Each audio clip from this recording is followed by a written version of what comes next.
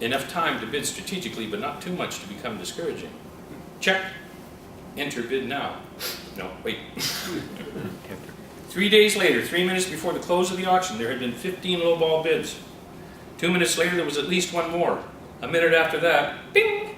An email appeared in my inbox. It began with, "Congratulations," and ended with conditions. I read the conditions and paid the amount shown. For less than a third of what it would normally cost in a contest with a tribe of other vacation vultures from around the world, I had won 4 days and 4 nights of paradise at the Bora Bora Lagoon Resort and Spa, located on Motu Tupua, a small island in the middle of Bora Bora Lagoon, and surrounded by clear tricolor blue waters and views of the enchanted emerald peaks of Mount Otamano. It was still expensive, firstborn limb amputation extortion expensive, but I thought I had it covered. Until I told Robin the good news. "How much?" she asked. With what might have been misconstrued as incredulity if you had watched the subsequent contractions. And then she did what any other woman would have done when faced with the reality of how much love her husband had brought to the table. "Well," she said, "I've never been to Tahiti," and so it was. There followed a car trip and a ferry and a bus and a sky train and 2 planes. Near the end of the ordeal, 2 old Tahitian garland heads playing the ukulele and guitar in Papeete Spa Airport. As we waited for the puddle jumper to Bora Bora, our 2-liter bottle of Bacardi began to tumble like a shin bone in a space odyssey.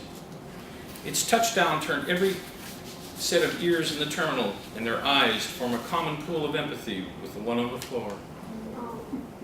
"Pas de problème, monsieur," said the agent behind the counter. "Prenez votre vol." No problem for him. He wasn't about to pay firstborn limb amputation extortion expensive prices for his intoxicants. The gap our puddle jumper crossed was less than 150 miles and more than the sum of its colors in history. We were greeted in chirpy French by the big smiling Tahitian woman with our names on her handheld placard. "Je m'appelle Gloria," she said, floating 2 white tiara gardenia leis over our heads. "Suivez-moi." An oversized van swallowed the 3 of us for the brief ride to an enormous launch idling at the jetty, glistening white fiberglass and brass in Tahitian sun. We entered an enclave of teak and white leather, alchemically woven with stainless steel bar sinks and air conditioning vents. The inboards didn't grumble. For this kind of coin, their only option was to purr.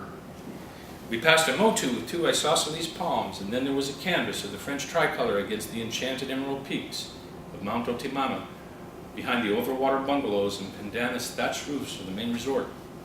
Our launch glided past the dormant torches on the wooden boardwalks. Everything went silent except for the breeze through the coconut fronds.